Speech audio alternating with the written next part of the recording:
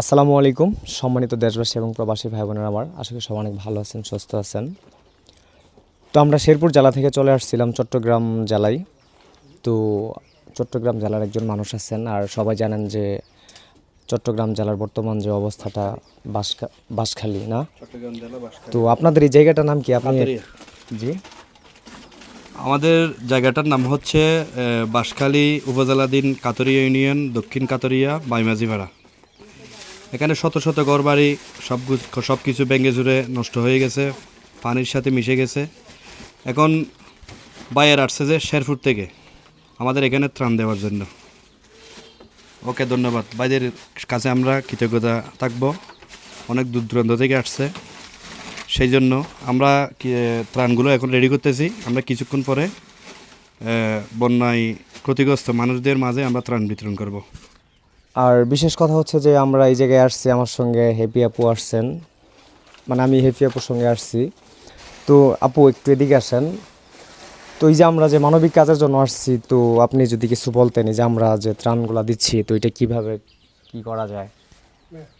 নিঃসন্দেহে এটা ভালো কাজ। এই যে আমরা শেরপুর থেকে শুধু শেরপুর থেকে 450 কিলোমিটার দূরে যে আমরা এখানে আসছি বন্যার্থদের সহযোগিতা দেওয়ার জন্য। এই যে দেখেন অনেকে কিন্তু আমাদের বিউজ ব্যবসায়ী বলতেছেন, বিউজ ব্যবসায়ী হোক বাট ওই যে ভাইয়ার সহযোগিতা হচ্ছে আমরা এই বিতরণ করতেছি। আমরা শুকনো খাবার ব্যবস্থা করছি, এখানে কি কেস আপনারা দেখতে পাচ্ছেন 50 জনের প্লাস হচ্ছে আমরা খাবার অ্যারেঞ্জ করছি। এবং ভালোবাসা মানুষদের বলবো ভিডিওটি প্রচুর পরিমাণে শেয়ার করবেন, প্রচুর পরিমাণে শেয়ার করবেন, যেন আসলে অলরেডি কিন্তু বন্যা পানি কমে গেছে। কিন্তু বন্যা পানি কমে গেলে কি হবে, কিন্তু মানুষকে কিন্তু করতে হবে, পুনর্বাসন করে দিতে হবে। সো অনেক টাকার প্রয়োজন, অনেক মানুষের প্রয়োজন। আপনারা আসেন আর ভিডিওটি শেষে শেয়ার করবেন, সহযোগিতা করেন।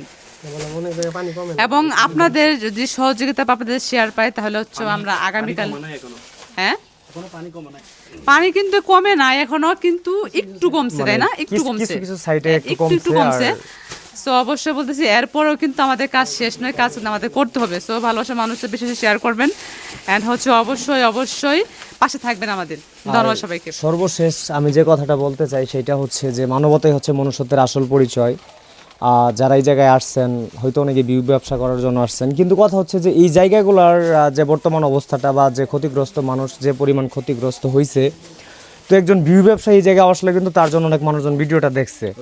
তো ওই দিক থেকে হয়তো আরও 10 জন আসছে তাদেরকে অনুদান দেওয়ার জন্য, তো তাদের জন্য কিন্তু তাদের উপকার হয়েছে। তো মিডিয়ার মাধ্যমে যারা উপকার করতেছেন তাদের কাছে আমরা কৃতজ্ঞতা প্রকাশ করি, কারণ আপনার অত্যন্ত ভালো মানুষ এবং মিডিয়া পার্সন যারা আছেন বা ক্রিয়েটর যারা আছেন তাদের কাছে আমরা অত্যন্ত কৃতজ্ঞ প্রকাশ করি এবং তাদেরকে অত্যন্ত সম্মানের সহিতটুকু বলি যে ক্রিয়েটরের জন্য আজকে এই জায়গার মানুষগুলো মোটামুটিভাবে একটা কিছুটা হলেও আর্থিক সহযোগিতা পাইতেছে বা খাবার ত্রাণ পাইতেছে। তো মানবিক মানুষ যারা আছেন তাদের প্রতি দৃষ্টি আকর্ষণ করে এতটুকু বলতে চাই যে আপনারা আমাদের পাশে থাকবেন বা আমরা যেভাবে কাজ করতেছি, হেপি আপু যে উদ্যোগটা নিচ্ছে আল্লাহর রহমতে, মানে আমি মনে করি যে এটা মানে মহৎ একটা কাজ। আর আমি হেপি আপুকে সবসময় স্যালুট জানাই এই কাজের বিষয় নিয়ে। তো আমি মনে করি হেপি আপু এরকম ধরনের যতগুলো কাজের উদ্যোগ নিবে আমি ইমরান শুভ থাকার চেষ্টা করবো এবং থাকবো। আর আল্লাহ যদি বাঁচিয়ে রাখেন আমি আমার মৃত্যুর আগ পর্যন্ত এই কাজটা করতে চাই।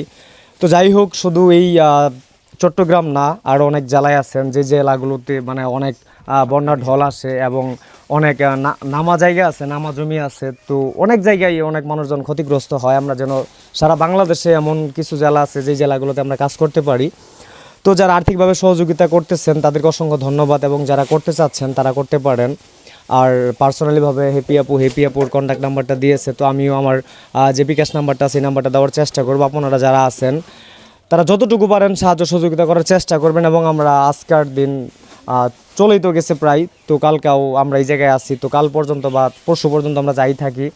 তো এই জায়গার জন্য যা অনুদান আসবে আমাদের নাম্বারে, তো আমরা এই জায়গার যে অসহায় মানুষগুলো আছে যারা কাজ করতেছেন বা যারা অনেকটাই কষ্টে ভুক্তভোগী হয়েছেন, তো তাদের পাশে আমরা দাঁড়ানোর চেষ্টা করব, এতটুকু বলতে চাই দেশবাসীর কাছে। তো আপনারাও আসেন, অনেক মানুষজনে হয়তো এখনও অনেক ক্রিয়েটর আসেন নাই, অনেক বড় বড় ক্রিয়েটর আসেন নাই আমরা যেটা জানি।